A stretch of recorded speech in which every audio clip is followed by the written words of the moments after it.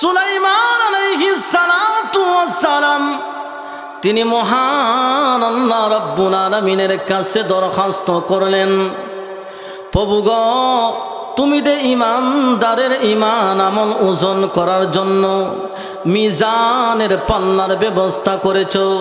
আল্লাহ, তোমার ওই পাল্লাটাকে আমি একটা নজর দেখতে চাই। আল্লাহ রাব্বুল আলামিন সুলাইমান আলাইহিস সালাতু ওয়াস সালামের সামনে মিজানের পাল্লা প্রকাশ করে দিলেন। সুলাইমান আলাইহিস সালাতু ওয়াস সালাম বিশাল বড় মিজানের পাল্লা দেখে বেহুশ হয়ে তিনি জমিনের মধ্যে পড়ে গেলেন। যেই মাত্র হুঁশ ফিরত আসলো, এমনিতেই সুলাইমান আলাইহিস সালাতু ওয়াস সালাম ডেকে ডেকে বলেন, প্রভু, যেই বিশাল মিজানের পাল্লা দেখেছি, আল্লাহ গো, এই বিশাল মিজানের পাল্লার মধ্যে যদি 7 আসমান 7 জমিন সব কিছুকে যদি রেখে দেওয়া হয়, তারপরেও তো মিজানের পাল্লা ভরা সম্ভব হবে না। এমনিতেই মহান আল্লাহ রাব্বুল আলামিন তখন ডেকে ডেকে বলেন, ও সুলাইমান পয়গম্বর, এই বিশাল মিজানের পাল্লার মধ্যে যদি 7 আসমান 7 জমিন সব কিছুকে যদি রেখে দেওয়া হয়, আর অন্যদিকে ইমানদারের ইমানকে যদি রেখে দেওয়া হয়, তারপরেও ইমানের পাল্লাই ভারী হয়ে যাবে। ভাবিসনি কখন, ভাবিসনি কখন আসবে যেদিন দুঃখের রাত্রি, অনাম হবে সঙ্গের সাথী, অনাম বিনে দুনিয়াতে, অনাম বিনে আখিরাতে, অনাম বিনে দু জাহানে বন্ধু কেহ নাই। দিন তাকিতে লা ইলাহা ইল্লাল্লাহ বলো বাই জুড়ে, লা ইলাহা। সবাই সামনে আইসা বসে ভাই, এই পিছনে দূরে। লা ইলাহা ইল্লাল্লাহ, লা ইলাহা,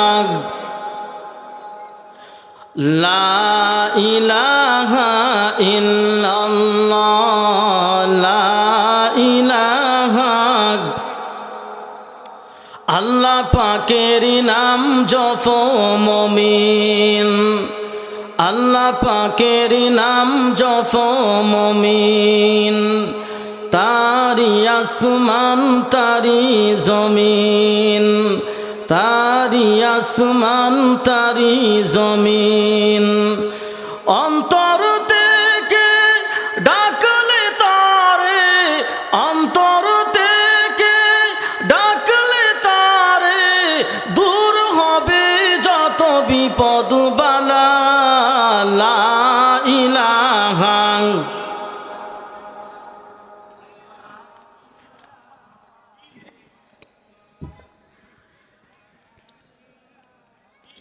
ইল্লাল্লাহ, লা ইলাহা। খালিক নে তুমি চারাম, মালিক নে তুমি চারাম, কোনো মাবুদ নে তুমি চারাম, কোনো মাশুক নে তুমি চারাম। এই জীবনে তোমার মতন আপনার কেউ নাই, একানে ওকানে সব কানে শুধু তোমাকে খুঁজে বেড়াই। তোমার জিকির মন হয় উজালা, লা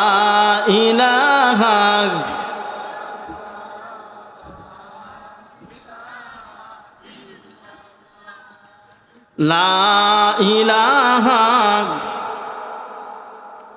লা ইলাহা লা ইলাহা ইল্লাল্লাহু মুহাম্মাদুর রাসূলুল্লাহ সাল্লাল্লাহু আলাইহি ওয়াসাল্লাম। দারার টেক আল মদিনা তুন্নুর শাহে জমি মসজিদের উন্নয়ন কল্পে ও যুব সমাজের উদ্যোগে আয়োজিত আজকের ইসলামী মহাসম্মেলনের সভাপতির আসন অলঙ্কিত করেছেন জনাবে সদরে মুহতারাম মুআজ্জাজ মুকাররম উলামায়ে কেরাম, সমবেত সম্যপ্রাণী দিন দরদি মুসলমান ভাইরা। মাইকের আওয়াজ যতদূর পর্যন্ত গিয়ে পৌঁছতেছে, পর্দার আড়ালে অবস্থানরত আমার সম্মানিতা মা ও বোনেরা, সর্বপ্রথম আল্লাহ পাকের দরবারে অসংখ্য অগণিত শুকরিয়া আদায় করছি, যেই মহান আল্লাহ পাক রব্বুল আলামিন অত্যন্ত দয়া করে মায়া করে ভালোবেসে আজকের এই মুবারক মাহফিলে আসার এবং বসার তৌফিক দান করেছেন। তাই আসুন সে আল্লাহ পাকের দরবারে কালিমাতুশ শুকরিয়া আদায় করি, সকলে জোরে সুরে বলে আলহামদুলিল্লাহ। সহিহ বুখারী শরীফের হাদিস, আল্লাহ রাসূল সাল্লাল্লাহু আলাইহি ওয়াসাল্লাম বলেন, যেই স্থানে কোরআন হাদিসের আলোচনা করা হয় ওই স্থানের মধ্যে একটি ঘন্টা বসা দীর্ঘ 60 বছর নফল ইবাদত করার চাইতেও ফজিলত বেশি। এত বড় একটি ফজিলতপূর্ণ আজকে মাহফিল এদিক সেদিক গুড়ায়া গাড়ায়া কাটাই দিলে হবে না। এজন্য আমি অনুরোধ করব, এখনো যারা এদিক সেদিক ঘোরাফেরা করছেন সকলেই মাহফিলের মধ্যে চলে আসুন।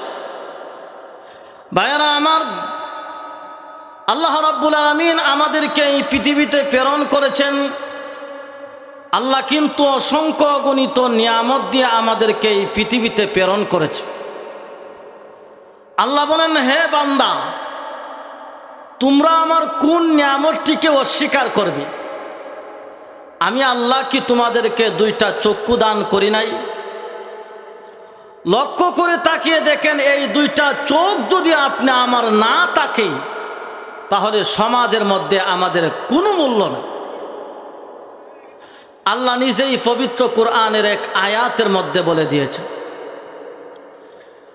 আলাম নাজআল লাহু আইনাইন।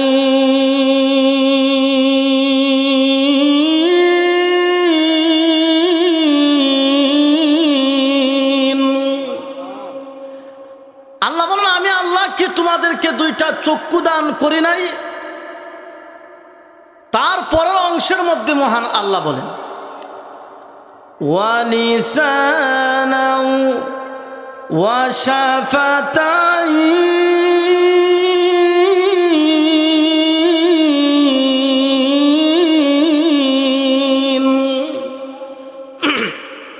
আল্লাহ বলেন, ওয়ালিসানাও, আমি আল্লাহ কি তোমাদেরকে জিহ্বা দান করি নাই? লক্ষ্য করে তাকিয়ে দেখেন, আপনারও জিহ্বা আছে, কুকুরেরও জিহ্বা আছে। আপনার জিহ্বার চাইতে কুকুরের জিহ্বা আরো বড়, কিন্তু কুকুর কথা বলতে পারে না। মানুষকে কথা বলার শক্তি দান করেছেন কে? আর একটু জোরে বলেন কে? আল্লাহ আমাদেরকে অসংখ্য গণিত নিয়ামত দান করেছে। একটা মাছ যেমনই ভাবে 24 ঘন্টা পানির মধ্যে ডুবন্ত অবস্থায় আছে, আমরাও আল্লাহর নিয়ামতের মধ্যে 24 ঘন্টা ডুবন্ত অবস্থায় আছি। মাছ যেমনই ভাবে পানি ছাড়া বাঁচতে পারবে না, আমরাও আল্লাহর নিয়ামত ছাড়া বাঁচতে পারব। ভাইয়েরা আমার, আল্লাহ আমাদেরকে অসংখ্য গণিত নিয়ামত দিয়েছে। কিতাবের মধ্যে লেখেন, আল্লাহ রাব্বুল আলামিন হযরত দাউদ আলাইহিস সালাতু ওয়াস সালামকে অসংখ্য গণিত নিয়ামত দান করেছিলেন। এর মধ্যে দাউদ পয়গম্বরকে 2টা প্রসিদ্ধ নিয়ামত দান করেছিলেন। একটি হলো নবুয়ত দান করেছিলেন, আরেকটি হলো রাজত্ব, বাদশাহী দান করেছে। কিতাবের মধ্যে লেখেন আল্লাহ দাউদ পয়গম্বরকে এই দুইটা নিয়ামত দেওয়ার আগে দাউদ পয়গম্বরকে জিজ্ঞাসা করেছে, হে দাউদ, আমি আল্লাহ রাব্বুল আলামিন তোমাকে নবুয়ত দান করতে চাই, রাজত্ব দান করতে চাই।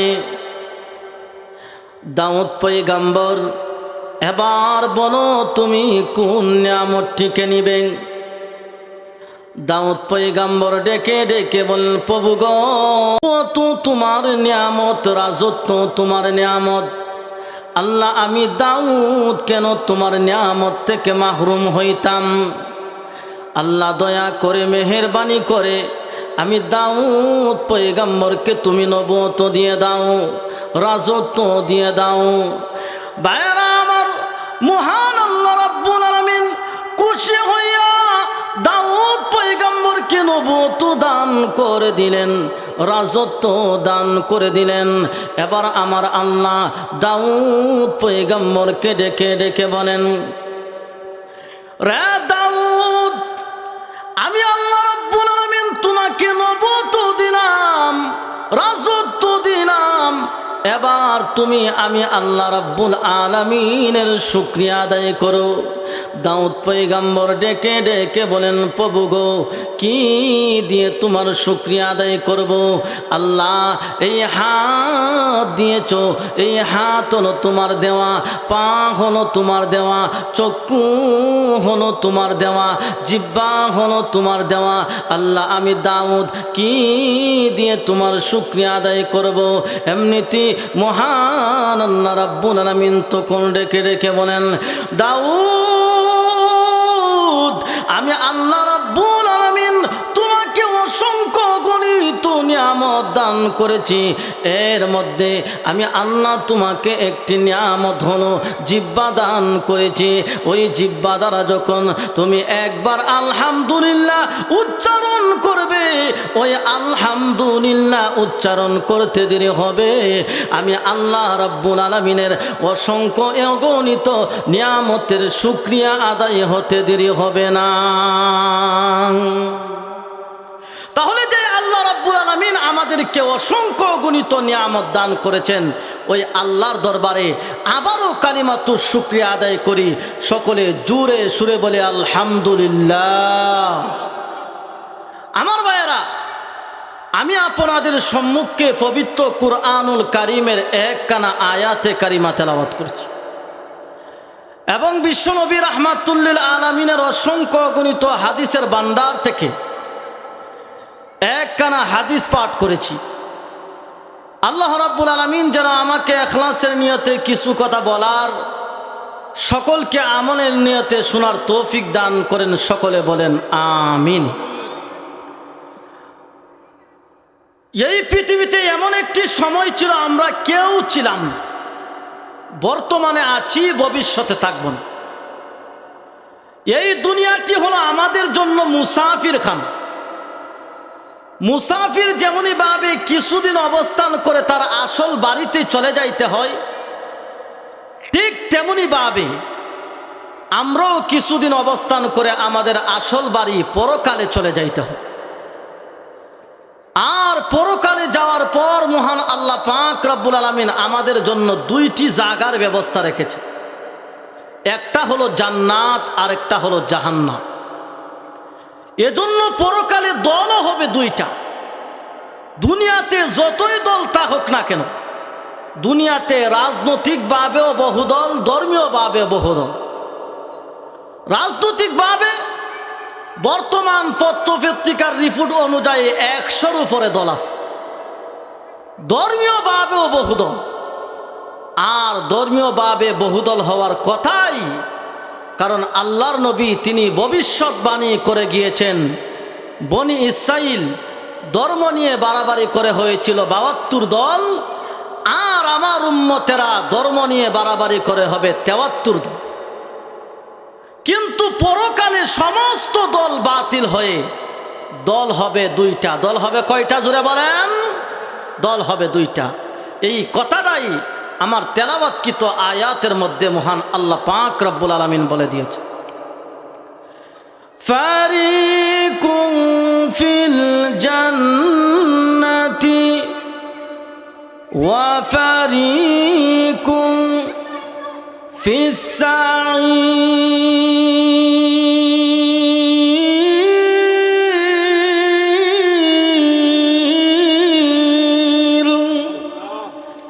আল্লাহ বলেন পরকালে দল হবে দুইটা, এক দল হবে জান্নাতি, আরেক দল হবে জাহান্নাম। জান্নাতে কারা যাবে? দুইটা জিনিস নিয়ে কবরে যাবে যারা। এক নম্বর হলো ঈমান, দুই নম্বর হলো নেক আমল। এই দুইটা জিনিস নিয়ে যারা কবরে যাবে তাদেরকে মহান আল্লাহ দয়া করে জান্নাত দান করবে। আল্লাহ নিজেই কুরআনের এক আয়াতের মধ্যে বলে দিয়েছে, ইন্নাল্লাযীনা আমানু ওয়া আমিলুস সালিহাত লাহুম জান্নাতুন তাজরি মিন তাহতিহাল আনহার যালিকাল ফাউজুল কাবীর।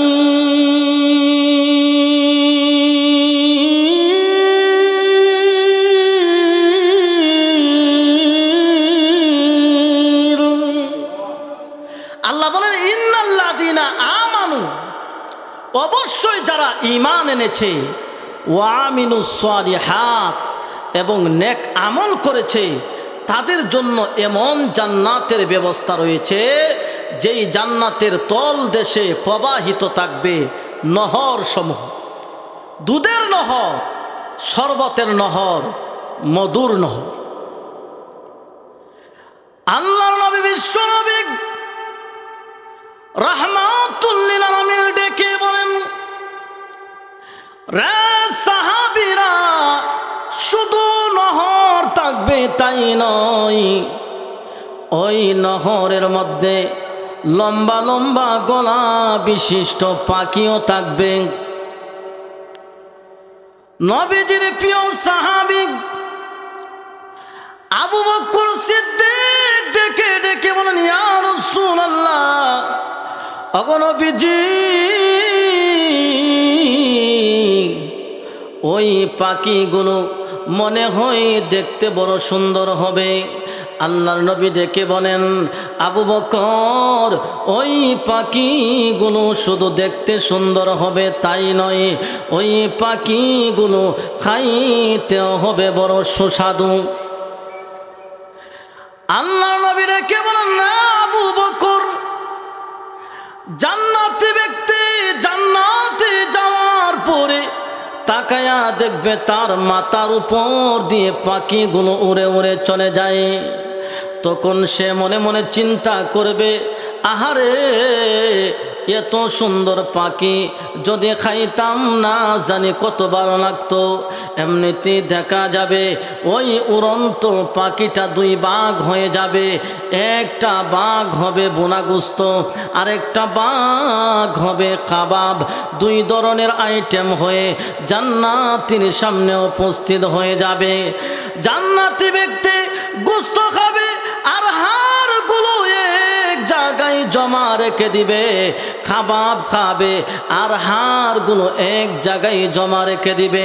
গোস্ত খেয়ে শেষ হয়ে যাবে আর হাড়গুলো এক জায়গায় জমা রেখে দিবে। এমনিতে ওই জান্নাতি তাকায়া দেখবে ওই হাড়গুলো থেকে আবার পরিপূর্ণ পাখি হয়ে তার গন্তব্যস্থলের দিকে উড়ে উড়ে চলে যাচ্ছে। ওই জান্নাত মহান আল্লাহ রেখে দিয়েছেন ঈমানদারদের জন্য। ঈমান আছে, জান্নাতও আছে। ঈমান নাই, নবীর বাবা হলেও জান্নাত। আজকে তো আমরা ঈমানের মূল্য বুঝি না, ঈমানের দাম বুঝি না। আজকে দেখা যায় মুসলমানেরা সামান্য কিছু টাকার বিনিময়ে ইহুদি খ্রিস্টানদের কাছে আমাদের ঈমানকে বিক্রি করে দিচ্ছে। আরে ভাই, মুসলমানের ইমানের মূল্য তো এমন, 7 আসমান 7 জমিনকে যদি একদিকে রেখে দেওয়া হয় আর অন্যদিকে ইমানদারের ইমানকে রেখে দেওয়া হয়, তারপরও ইমানের পাল্লাই ভারী হয়ে যায়। ভাইরা আমার, আল্লাহর পয়গম্বর সুলাইমান আলাইহিস সালাতু ওয়াস সালাম তিনি মহান আল্লাহ রাব্বুল আলামিনের কাছে দরখাস্ত করলেন, প্রভু গো, তুমি দে ইমানদারের ইমান আমল ওজন করার জন্য মিজানের পাল্লার ব্যবস্থা করেছো। আল্লাহ, তোমার ওই পাল্লাটাকে আমি একটা নজর দেখতে চাই। আল্লাহ রাব্বুল আলামিন সুলাইমান আলাইহিস সালাতু ওয়াস সালামের সামনে মিজানের পাল্লা প্রকাশ করে দিলেন। সুলাইমান আলাইহিস সালাতু ওয়াস সালাম বিশাল বড় মিজানের পাল্লা দেখে বেহুশ হয়ে তিনি জমিনের মধ্যে পড়ে গেলেন। যেই মাত্র হুঁশ ফিরত আসলো, এমনিতেই সুলাইমান আলাইহিস সালাতু ওয়াস সালাম ডেকে ডেকে বলেন, প্রভু, যেই বিশাল মিজানের পাল্লা দেখেছি, আল্লাহ গো, এই বিশাল মিজানের পাল্লার মধ্যে যদি 7 আসমান 7 জমিন সব কিছুকে যদি রেখে দেওয়া হয়, তারপরেও তো মিজানের পাল্লা ভরা সম্ভব হবে না।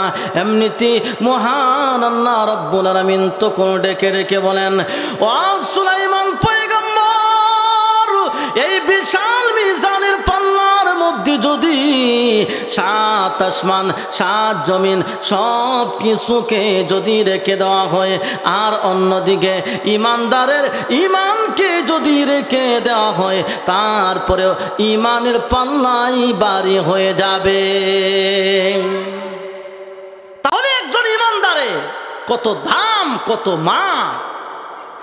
ইমানের পথে অবিচল থেকে আমার মরণ যেন হয়। ইমানের পথে অবিচল থেকে আমার মরণ যেন হয়।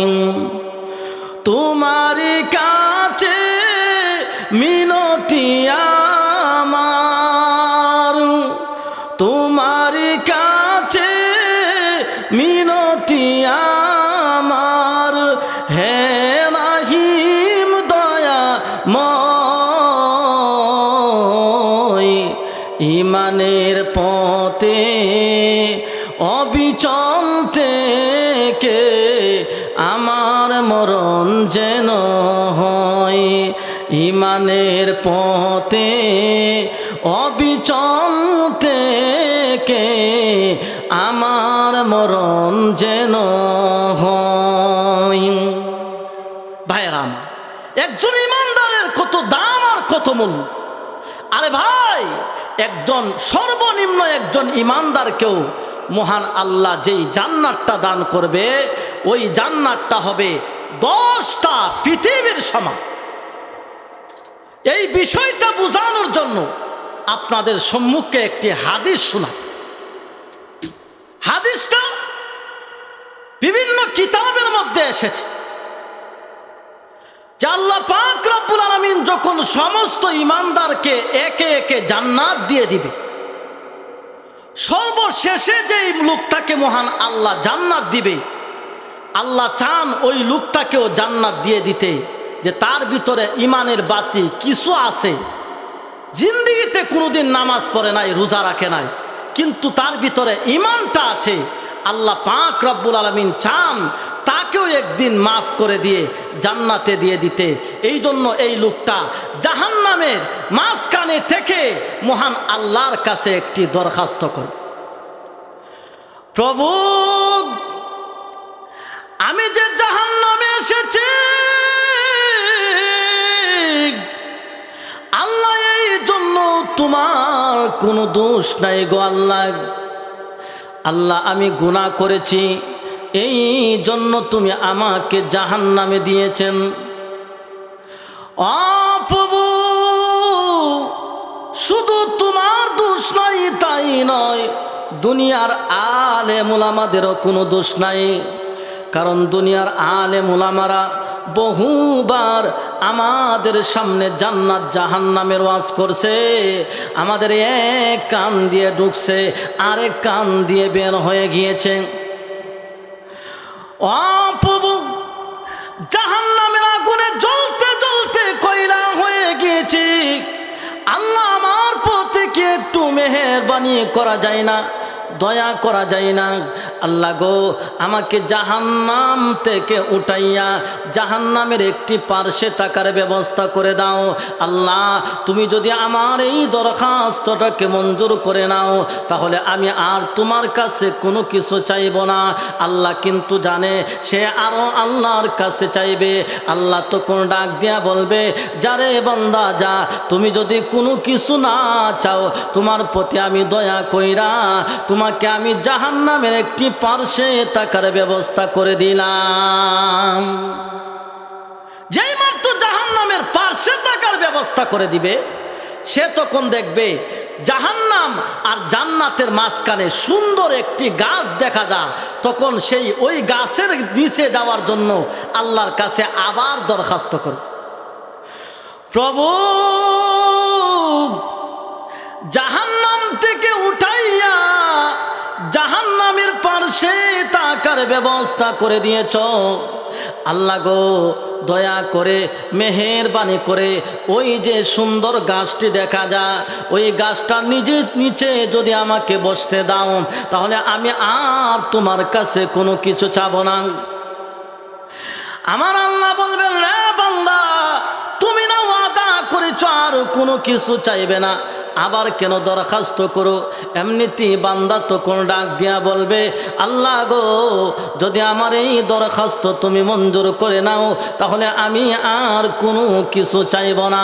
এমনিতে মহান আল্লাহ দয়া করে ওই গাছের নিচে যখন বসতে দিবে, ভাইয়েরা আমার, আমার আল্লাহ চান ওই লোকটা মহান আল্লাহর কাছে দরখাস্ত করুক, আল্লাহ তুমি আমাকে জান্নাত দিয়ে দাও। কিন্তু সে চাইতে সাহস পায় না, কারণ তার ভিতরে ইমানের পাওয়ার নাই, জিন্দিগিতে কোনোদিন নামাজ পড়ে নাই, রোজা রাখে নাই, এই জন্য সাহস করে আল্লাহর কাছে জান্নাত চাইতে পারে না। আমার আল্লাহ কিন্তু চান ওই লোকটাকেও মাফ করে দিয়ে জান্নাতের ভিতরে দিয়ে দিতে। এই জন্য মহান আল্লাহ রাব্বুল আলামিন উসিলা তালাশ করে তাকে কিভাবে জান্নাত দেওয়া যায়, এই জন্য দাফে দাফে তাকে সামনের দিকে অগ্রসর করতেছেন। এই জন্য ওই আল্লাহর বান্দা যখন গাছের নিচে যাবে, এমনিতে মহান আল্লাহ রাব্বুল আলামিন জান্নাতের গেটটা সামান্য এক পলকের জন্য খুলে দিবে। এমনিতে সে জান্নাতের নিয়ামতগুলো গাছের নিচে বসে বসে দেখতে থাকবে।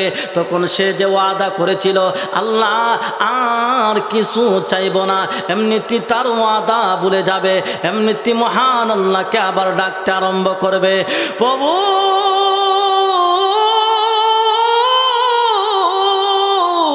জাহান্নাম থেকে উঠাইয়া জাহান্নামের পার্শ্বে থাকার ব্যবস্থা করে দিয়েছ। আল্লাহ গো, দ্বিতীয়বার দরখাস্ত করেছি, আল্লাহ একটা গাছের নিচে বসার সুযোগ করে দিয়েছ। ও আল্লাহ, তোমার এত সুন্দর জান্নাত, এই জান্নাত আমি চাই না, আল্লাহ তুমি আমাকে একটা সুযোগ দাও, একটা দৌড় মাইরা জান্নাতের ভিতরে ঢুকবো, আর একটা দৌড় মাইরা আবার জান্নাত থেকে বের হয়ে যাব। আল্লাহ আমাকে একটা সুযোগ দাও, যে আমি তো তোমার কাছে জান্নাত চাইতে পারবো না, কারণ আমার ইমানের পাওয়ার নাই, কিন্তু আমার একটা সুযোগ দাও, জান্নাতের ভিতরে কিছু দেইকা আবার আমি জান্নাত থেকে বের হয়ে যাব। আল্লাহ তখন ডাক দিয়া বলবে, কি বলস, আমার জান্নাত দেইকা কি তোমার কোনো মায়া লাগবে না, তোমার টাকার কোনো ইচ্ছা লাগবে না? তখন ওই বান্দা তখন ডাক দিয়া বলবে, আল্লাহ টাকার যদি ইচ্ছা থাকেও, আমার টাকার তো কোনো পার্থক্য নাই, আমার টাকার তো কোনো অধিকার নাই, আল্লাহ আমি ওই জান্নাতে টাকার কোনো আমল করি না। তখন আল্লাহ ডাক দিয়া বলবে, যদি না বের হস, তখন ওই বান্দা তখন ডাক দিয়া বলবে, আল্লাহ আমি যদি না বের হই তাহলে গাড়ে দইরাকে আমাকে বের করে দেওয়ার ক্ষমতা তোমার নাই? আল্লাহ বলেন আছে তো। তখন ডাক দিয়া বলবে, আমাকে গাড়ে দইরা প্রয়োজনে জান্নাত থেকে বের করে দে। ভাইয়ারা আমার, ওই আল্লাহর বান্দা জান্নাতের ভিতরে ঢুকবে। জান্নাতের ভিতরে গিয়ে আল্লাহর নিয়ামত গুলো দেখতে থাকবে। কিছুক্ষণ যাওয়া মাত্রই আল্লাহ তখন ডাক দেয়া বলবে, বের হও। এমনিতেই সে জান্নাত থেকে বের হয় না, এমনিতেই সে তখন যুক্তি পেশ করবে, আল্লাহ দুনিয়াতে দেখেছি মানুষ যদি মানুষের সাথে ওয়াদা করে তাহলে ওই ওয়াদা লঙ্ঘ করে, কিন্তু জান্নাতের ভিতরে এসে দেখি তুমি মালিক তোমার বান্দার সাথে ওয়াদা লঙ্ঘ করো। আল্লাহ তখন ডাক দিয়া বলবেন, রে বান্দা কিভাবে ওয়াদা লঙ্ঘ করলাম? এমনিতে ওই দুর্বল বান্দা তখন ডেকে ডেকে বলবে, প্রভু আল্লাহ তুমি না কোরআনের মধ্যে ওয়াদা করেছেন, আল্লাযীনা ইয়ারিসুনাল ফিরদাউস হুম ফিহা খালিদুন। আল্লাহ তুমি কোরআনের মধ্যে ওয়াদা করেছো যাদেরকে জান্নাত দিবা, অনন্তকালের জন্য জান্নাত দিবা। তুমি তো এই কথা বলো নাই যে একদিনের জন্য জান্নাত দিবা, 1 বছরের জন্য জান্নাত দিবা, 100 বছরের জন্য জান্নাত দিবা। তুমি বলেছো হুম ফিহা খালিদুন, অনন্তকালের জন্য জান্নাত দিবা। প্রভু আমি যদি জান্নাত থেকে বের হতে হয় তাহলে তোমার কোরআনের আয়াত বাদ দিয়ে দাও, আমিও জান্নাত থেকে বের হয়ে যাব। এমনিতে আমার আল্লাহ তখন ডেকে ডেকে বলবে, রে বান্দা তোর মতন দুর্বল ইমানদারের সঙ্গে আমি আল্লাহ ওয়াদা লঙ্ঘ করতে চাই না। যারে বান্দা যা, তোর মতো দুর্বল ইমানদারের প্রতি আমি আল্লাহ খুশি হইয়া তামাম পৃথিবীর 10 পৃথিবীর সমান একটি জান্নাত তোকে দান করে দিলাম। আর একটু জোরে বলেন সুবহানাল্লাহ। তাহলে মহান আল্লাহ সর্বনিম্ন যেই জান্নাতটা দান করবে ওই জান্নাতটা হবে 10টা পৃথিবীর সমান। আর বড় জান্নাত কত বড় হবে ভাইরা আমার, জিবরাইল আলাইহিস সালাতু ওয়াস সালাম একদিন মহান আল্লাহ রাব্বুল আলামিনের কাছে দরখাস্ত করলেন, প্রভু গো তুমি যে ইমানদারদের জন্য জান্নাতের ব্যবস্থা করেছো, আল্লাহ ওই জান্নাতটাকে আমি ঘুরে ঘুরে দেখতে চাই। আল্লাহ রাব্বুল আলামিন জিবরাইল আলাইহিস সালাতু ওয়াস সালামকে অনুমতি দিয়ে দিবেন। এমনিতে জিবরাইল আলাইহিস সালাতু ওয়াস সালাম জান্নাতের ভিতরে গিয়ে দেখে বিশাল বড় একটি মাঠ। জিবরাইল আলাইহিস সালাতু ওয়াস সালামকে মহান আল্লাহ রাব্বুল আলামিন 600 নূরের পাখা দিয়েছেন। পাখাগুলো এত বড়, 2টা পাখা যদি চড়াইয়া দেওয়া হয় তাহলে গোটা পৃথিবী জিবরাইলের পাখার নিচে পড়ে যাবে। জোরে বলেন না আল্লাহু আকবার, আর একটু জোরে বলেন আল্লাহু আকবার। আর পাখাগুলো না তো স্পিড,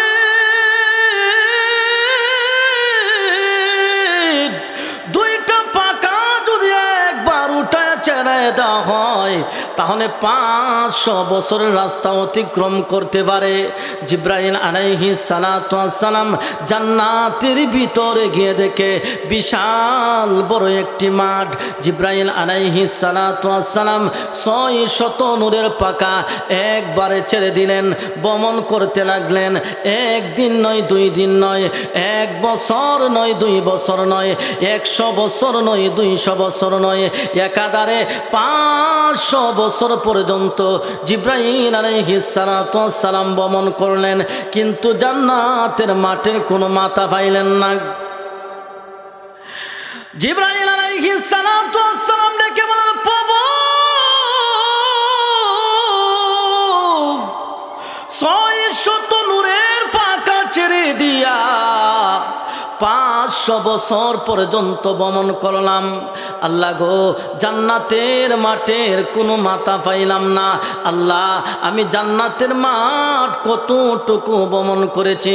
এমনিতে মহান আল্লাহ রাব্বুল আলামিন তখন ডেকে বলেন, রে জিবরাইল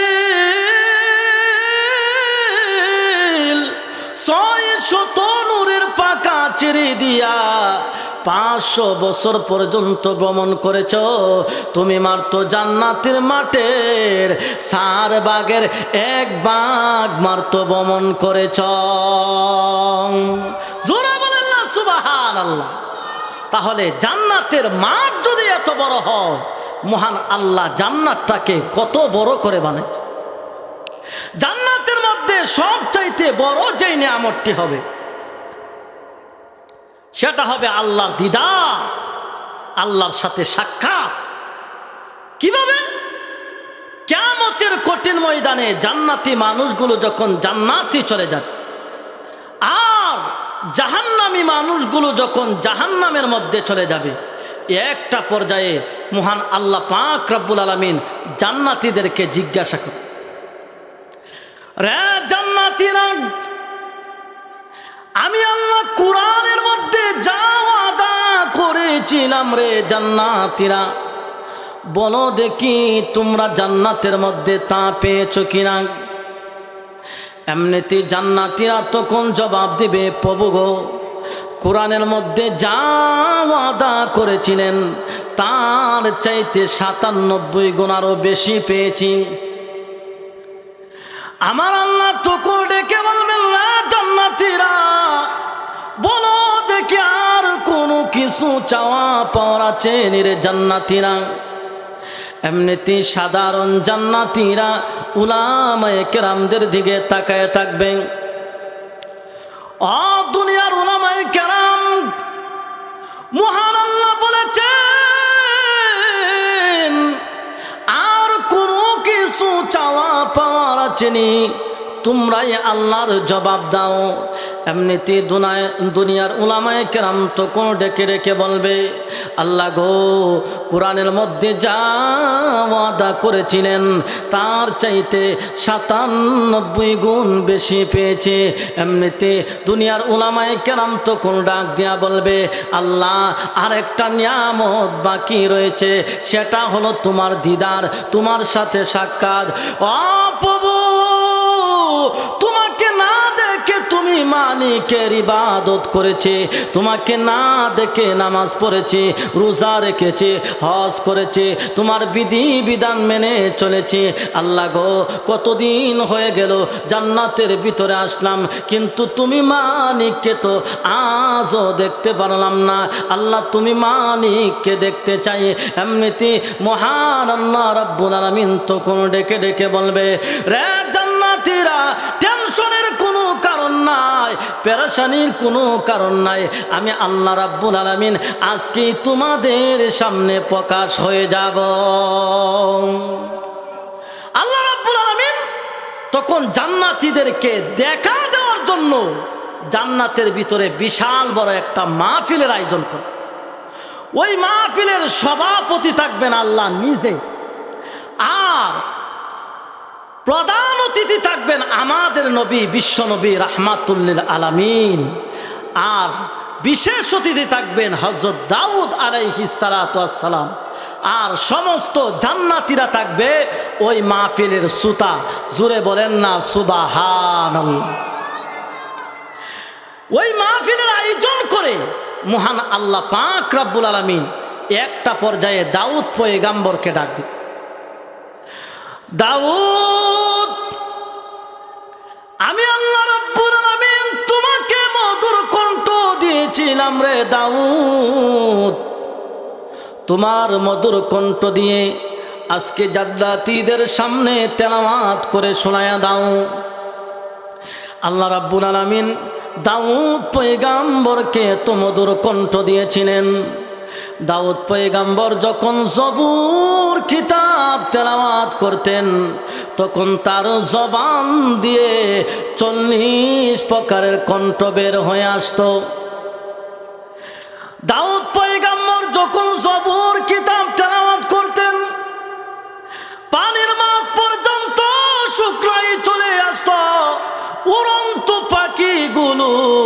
দাউদ পয়গম্বরের কণ্ঠে তেলাওয়াত শুনে নিচে নেমে যাইত। আল্লাহ রাব্বুল আলামিন দাউদ পয়গম্বরকে ডাক দিবেন, দাউদ আমি আল্লাহ রাব্বুল আলামিন তোমাকে মধুর কণ্ঠ দিয়েছিলাম, তোমার মধুর কণ্ঠ দিয়ে আজকে জান্নাতীদের সামনে তেলাওয়াত করে শোনায় দাও। দাউদ পয়গম্বর তেলাওয়াত আরম্ভ করে দিবেন আর জান্নাতীদেরকে ডেকে ডেকে বলবেন, রে জান্নাতীরা বলো দেখি এত মধুর কণ্ঠে কোনদিন তেলাওয়াত শুনছনি? এমনিতে জান্নাতীরা বলবে, আল্লাহ গো এত মধুর কণ্ঠে তেলাওয়াত জিন্দিতে কোনদিন শুনি নাই। জান্নাতীরা পাগল পারা হয়ে যায়, কালবি মনে করে তোমার পকেটের মধ্যে হাত ঢুকায় দিয়েছে। জিব্রাইল রে দাইয়া কালবি যখনই আমি নবীর কাছে আসে, আমি নবীর নাতির জন্য, দুই নাতির জন্য কিছু না কিছু নিয়ে আসেন। জিব্রাইল আমিন বলেন, ইয়া রাসূলুল্লাহ অগনবে যে অনুমতি যদি দেন তাহলে কিছুক্ষণের জন্য চলে যায়। আল্লাহর নবী বলেন, যাইতে পারো, কোনো সমস্যা নাই। এমনিতে জিব্রাইল আমিন ডাইরেক্ট চলে গেলেন আল্লাহর অপুরন্ত নিয়ামতের ভান্ডার জান্নাতের ভিতরে। জিব্রাইল আমিন মহান আল্লাহ রাব্বুল আলামিনকে ডাক দিলেন, প্রভু তোমার বন্ধুর দুই নাতি আমাকে দাইয়া কালবি মনে করে আমার পকেটের মধ্যে হাত ঢুকায় দিয়েছে। প্রভু গো দাইয়া কালবি যখনই তোমার বন্ধুর কাছে যায়, তোমার বন্ধুর দুই নাতির জন্য কিছু না কিছু নিয়ে যায়। ও প্রভু অনুমতি যদি দেন জান্নাত থেকে কিছু নিয়ে যায়। আমার আল্লাহ বলেন, যাও, কোনো সমস্যা নাই, জান্নাত থেকে যা ইচ্ছা তুমি নিয়ে যাও। এমনিতে জিব্রাইল আমিন দুই সরা আঙ্গুর পকেটের মধ্যে নিয়ে আবার দাইয়া কালবির সুরত ধরে আল্লাহর নবীর কাছে বসে আছেন। নবীর দুই নাতি আবার দাইয়া কালবি মনে করে জিব্রাইলের পকেটের মধ্যে হাত ঢুকায়া দিয়েছেন। এমনিতে তাকায় দেখে আঙ্গুর একটা একটা করে মুখে দেয় আর নানাকে ডেকে ডেকে বলে, নানা জীবনে কত আঙ্গুর খেয়েছি নানা গো, এত স্বাদের আঙ্গুর জিন্দিতে কোনোদিন খাই নাই। ও নানা এটা কোন মার্কেটের আঙ্গুর? ও নানা এটা কোন বাজারের আঙ্গুর? নানা গো এত স্বাদের আঙ্গুর তো জিন্দিতে কোনোদিন খাই নাই। এমনিতে আমার নবী তো কোন ডেকে ডেকে বলেন, রে হাসান হুসাইন যার কাছ থেকে আঙ্গুর নিয়েছো তিনি দাইয়া কালবি নয়, তিনি হলেন জিব্রাইল। আর যে আঙ্গুর খেয়েছো এটা দুনিয়ার কোনো আঙ্গুর নয়, মহান আল্লাহ রাব্বুল আলামিন জান্নাত থেকে তোমরা দুই ভাইয়ের জন্য আঙ্গুর পাঠায়া দিয়েছে। আর একটু জোরে বলেন সুবহানাল্লাহ। তাহলে জিব্রাইল আমিন আল্লাহর নবীর কাছে যখন এসেছেন, সুন্দর চেহারা সুন্দর আকৃতি নিয়ে আল্লাহর নবীর কাছে আগমন করেছেন। কিন্তু একদিন এমন হয়ে গেল জিব্রাইল আমিনের চেহারার রংটা পরিবর্তন। দেখবেন মানুষ যদি কোনো ভয় পাইলে মানুষের চেহারার রংটা পরিবর্তন হয়ে যায়। আল্লাহর হাবিব ডেকে বলেন, জিব্রাইল জীবনে কতবার দেখেছি জিব্রাইল রে, কিন্তু আজকের মতো না। ও জিব্রাইল তোমার চেহারার রংটা কেন পরিবর্তন? এমনিতে জিব্রাইল আলাইহিস সালাতু ওয়াস সালাম তখন ডেকে ডেকে বলেন, ইয়া রাসূলুল্লাহ ইয়া হাবিবাল্লাহ, ওগো নবীজি আমি মহান আল্লাহর কাছ থেকে অনুমতি নিয়ে পারমিশন নিয়ে জাহান্নাম দেখার জন্য গিয়েছিলাম। আল্লাহর নবী গো, জাহান্নামের দৃশ্য দেখে, জাহান্নামের ভয়াবহতা দেখে আমি জিব্রাইলের চেহারার রংটা পরিবর্তন হয়ে গিয়েছে। জাহান্নাম দেখে আমার ভিতরে বই চলে এসেছে। আল্লাহর নবী ডেকে বলেন, জিব্রাইল, তাহলে জাহান্নামের কিছু ভয়াবহতা, জাহান্নামের কিছু দৃশ্য আমি বিশ্ব নবীর কাছে বর্ণনা করো। জিব্রাইল আলাইহিস সালাতু ওয়াস সালাম ডেকে ডেকে বলে, ইয়া রাসূলুল্লাহ, ওগো নবীজি, মহান আল্লাহ রাব্বুল আলামিন জাহান্নামকে সৃষ্টি করে 1000 বছর পর্যন্ত জাহান্নামের আগুনকে জ্বালাইছে। আল্লাহর নবী গো, 1000 বছর পর্যন্ত জাহান্নামের আগুনকে জ্বালানোর পরে ওই জাহান্নামের আগুনের রং হয়ে গেল লাল। হুজুর, মহান আল্লাহ রাব্বুল আলামিন 2000 বছর পর্যন্ত জাহান্নামের আগুনকে জ্বালাইছে। আল্লাহর নবী গো, 2000 বছর পর্যন্ত জাহান্নামের আগুনকে জ্বালানোর পরে ওই জাহান্নামের আগুনের রং হয়ে গেল সাদা। ওগো নবীজি, মহান আল্লাহ রাব্বুল আলামিন 3000 বছর পর্যন্ত জাহান্নামের আগুনকে জ্বালাইছে। আল্লাহর নবী গো, 3000 বছর পর্যন্ত জাহান্নামের আগুনকে জ্বালানোর পরে ওই জাহান্নামের আগুনের রং হয়ে গেল কালো। হুজুর, 3000 বছর পর্যন্ত জাহান্নামের আগুনকে জ্বালানোর পরে জাহান্নামের আগুন এত কালো হয়ে গেল, অত অন্ধকার হয়ে গেল। ওগো নবীজি, জাহান্নামকে যদি, জাহান্নামের ভিতরে যদি 2 জনকে একসাথে নিক্ষেপ করে দেওয়া হয়, আর জাহান্নামের মধ্যে 2 জনের মাঝখানে যদি একটা সোল পরিমাণ ফাঁক রাখা হয়, তারপরেও জাহান্নামের অন্ধকারের কারণে একজন জাহান্নামী আরেকজন জাহান্নামীকে দেখতে পারবে না।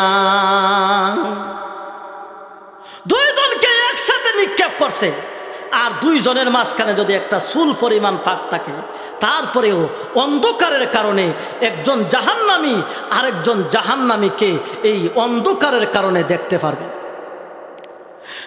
আল্লাহ নবী ডেকে বলেন, জিব্রাইল, আরো কিছু বর্ণনা করো রে জিব্রাইল। এমনিতে জিব্রাইল আলাইহিস সালাতু ওয়াস সালাম ডেকে বলেন, ইয়া রাসূলুল্লাহ, ইয়া হাবিবাল্লাহ, ওগো নবীজি, 3000 বছর পর্যন্ত জাহান্নামের আগুনকে জ্বালানোর পরে জাহান্নামের আগুন এত উত্তপ্ত হয়ে গেল, এত গরম হয়ে গেল। আল্লাহর নবী গো, জাহান্নামকে যদি পৃথিবীর এক প্রান্তে রেখে দেওয়া হয়, আর জাহান্নামের মধ্যে যে একটা ডাকনা দিয়ে যে ডেকে রাখা হয়েছে, ওই ডাকনাটা যদি সুয়ের ছিদ্র পরিমাণ সরাইয়া দেওয়া হয়, তারপরেও দেখা যাবে গোটা পৃথিবীর মানুষ ওই জাহান্নামের উত্তপ্ত গরমের কারণে গোটা পৃথিবীর মানুষ কলিজা পেটে মারা যাবে। আল্লাহ নবী ডেকে বলেন, জিব্রাইল, আরো কিছু বর্ণনা করো রে জিব্রাইল। জিব্রাইল আলাইহিস সালাতু ওয়াস সালাম ডেকে ডেকে বলেন, ইয়া রাসূলুল্লাহ, ইয়া হাবিবাল্লাহ, ওগো নবীজি, জাহান্নামের মধ্যে জাহান্নামীদেরকে যেই পানি পান করানো হবে, ওই একটা গ্লাস পানি যদি আটলান্টিক মহাসাগরের মধ্যে ছেড়ে দেওয়া হয়, হুজুর, তারপরেও দেখা যাবে গোটা পৃথিবীর সমস্ত পানি দূষিত হয়ে যাবে। আল্লাহর নবী বলেন, ও জিব্রাইল, আরো কিছু বর্ণনা করো। এমনিতে জিব্রাইল আলাইহিস সালাতু ওয়াস সালাম ডেকে বলেন, ইয়া রাসূলুল্লাহ, ইয়া হাবিবাল্লাহ, অগণবিজি জাহান্নামের মধ্যে জাহান্নামীদেরকে যেই পোশাক পরিধান করানো হবে, ওই একটা জোড়া পোশাক যদি আসমান আর জমিনের মাঝখানে যদি ঝুলন্ত অবস্থায় রেখে দেওয়া হয়, তারপরেও দেখা যাবে ওই পোশাকের দুর্গন্ধের কারণে গোটা পৃথিবীর সমস্ত মানুষ মারা যাবে। আল্লাহ নবীরা কেবল জিবরাইল, ওই জাহান্নামে কাদেরকে রাখা হবে রে জিবরাইল? এমনিতে জিবরাইল আলাইহিস সালাতু ওয়াস সালাম ডেকে ডেকে বলেন, ইয়া রাসূলুল্লাহ, ইয়া হাবিবাল্লাহ, ওগো নবীজি, প্রথম নম্বর জাহান্নামে রাখা হবে মুনাফিকদেরকে, 2 নম্বর জাহান্নামে রাখা হবে খ্রিস্টানদেরকে, 3 নম্বর। এইভাবে জিবরাইল আলাইহিস সালাতু ওয়াস সালাম বলতে বলতে 6 নম্বর জাহান্নামের কথা বললেন, কিন্তু 7 নম্বর জাহান্নামের কথা বললেন না। আল্লাহ নবীরে কেবল জিবরাইল, তুমি বলেছ জাহান্নাম হলো 7টা, 6 নম্বর জাহান্নামের কথা বললা, কিন্তু 7 নম্বর জাহান্নামের কথা বললা না রে জিবরাইল। 7 নম্বর জাহান্নামে কাদেরকে রাখা হবে? এমনিতে জিবরাইল আলাইহিস সালাতু ওয়াস সালাম বলেন, হুজুর 7 নম্বর জাহান্নামের কথা যদি বলি, আপনি নবীর হুঁশ থাকবে না, বেহুশ হয়ে যাবেন। আল্লাহর নবী রেখে বলেন, রে জিবরাইল 7 নম্বর জাহান্নামের কথা বলো। এমনিতে জিবরাইল আলাইহিস সালাতু ওয়াস সালাম রেখে বলেন, ইয়া রাসূলুল্লাহ, ইয়া হাবিবাল্লাহ, ওগো নবীজি, 7 নম্বর জাহান্নামে আপনি নবীর ওই সমস্ত উম্মতদেরকে রাখা হবে যারা দুনিয়াতে কবিরা গুনাহ করেছে, তওবা ছাড়া যারা মারা গেছে। মহান আল্লাহ রাব্বুল আলামিন তাদেরকে 7 নম্বর জাহান্নামে নিক্ষেপ করবে। এই কথা শোনার পরে আল্লাহ রাসূল সাল্লাল্লাহু আলাইহি সাল্লামের তিনি অজ্ঞান হয়ে গেলেন। নবীজি অজ্ঞান হয়ে জিবরাইলের উরাতের উপর শুয়ে আছে। যেই মাত্র হুঁশ ফেরত আসলো, আল্লাহর নবী তখন চোখের পানি ছেড়ে দিয়া কান্না আরম্ভ করে দিল, প্রভু, আমার উম্মত জাহান্নামের আগুনকে বরদাস্ত করতে পারবে না। ও প্রভু, আমার উম্মতকে তুমি জাহান্নামের আগুন দিয়া জ্বালায় না গো আল্লাহ। আমার উম্মত জাহান্নামের আগুনকে বরদাস্ত করতে পারবে না। ভাইরা আমার, আল্লাহ নবী হুজ্জা মুবারকের মধ্যে চলে গেলেন, গিয়ে চোখের পানি ছেড়ে দিয়া কান্নাকাটি করে আর ডেকে ডেকে বলেন, প্রভু গো, আমার উম্মত জাহান্নামের আগুনকে বরদাস্ত করতে পারবে না। আল্লাহ, আমার উম্মতকে তুমি জাহান্নামের আগুন দিয়ে জ্বালায়ও না। এইভাবে গুনগুন সুরে শুধু নবীজি চোখের পানি ছেড়ে দিয়া কান্না করে। ভাইরা আমার, নামাজের সময় যখন হয়, নবীজি গুনগুন সুরে চোখের পানি ছেড়ে দিয়া কান্না করে, কারোর সঙ্গে কোনো কথা বলেন না। মসজিদে নববীতে গিয়েও নবীজি কারোর সঙ্গে কথা বলেন না, শুধু গুনগুন সুরে চোখের পানি ছেড়ে দিয়ে কান্না করে। এইভাবে 3 দিন হয়ে গেল, নবীজি কারোর সঙ্গে কথা বলেন না, শুধু গুনগুন সুরে চোখের পানি ছেড়ে দিয়া কান্না করে আর ডেকে ডেকে বলে, প্রভু গো, আমার উম্মত জাহান্নামের আগুনকে বরদাস্ত করতে পারবে না। আল্লাহ, আমার উম্মতকে তুমি জাহান্নামের আগুন দিয়া জ্বালায় না। ভাইরা আমার, আল্লাহ নবী যখন চোখের পানি ছেড়ে দিয়া কান্না করে, সাহাবায়ে কেরামের সাথে কোনো কথা বলেন না।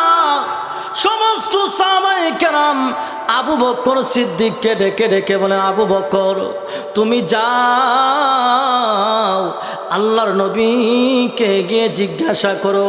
আল্লাহর নবী কারোর সঙ্গে কোনো কথা বলেন না, শুধু চোখের পানি ছেড়ে দিয়া কান্না করে। এমনিতে আবু বকর সিদ্দিক দৌড়ায় চলে গেলেন, নবীজির হুজ্জা মুবারকের কাছে গিয়ে আল্লাহর নবীকে সালাম দিলেন। ডাক দিয়া বলে, ইয়া রাসূলুল্লাহ, ইয়া হাবিবাল্লাহ, ওগো নবীজি কি হয়েছে? 3 দিন যাবৎ কারো সঙ্গে কথা বলেন না, শুধু চোখের পানি ছেড়ে দিয়ে কেন কান্না করেন? ওগো নবীজি কি হয়েছে আমার কাছে বলেন। মক্কার কোন কাফের মুশরিক আপনাকে কষ্ট দিয়েছে আমার কাছে বলেন, আমি নিজ হাতে তার বিচার করব। আল্লাহর নবী তখন ডেকে বলেন, আয়েশা দরজা খুলে দিও না, দরজা যদি খুলে দাও আমার আবু বকর যদি ঘরে প্রবেশ করে তাহলে আমি আমার গুনাহগার উম্মতের জন্য কাঁদতে পারবো না। জোরে বলেন সুবহানাল্লাহ। কেমন নবী পাইলাম আমরা! নবীজি সব সময় উম্মতের জন্য কান্না করছে। ভাইয়ারা আমার, আবু বকর সিদ্দিক ব্যর্থ হয়ে চলে গেলেন। সকলে ডাক দিয়ে বলে, উমর তুমি যাও, আল্লাহর নবীকে গিয়ে জিজ্ঞাসা করো। আল্লাহর নবী শুধু চোখের পানি ছেড়ে দিয়া কান্না করে, কারো সঙ্গে কথা বলেন না। আল্লাহর নবীকে গিয়ে জিজ্ঞাসা করো নবীর কি হয়েছে।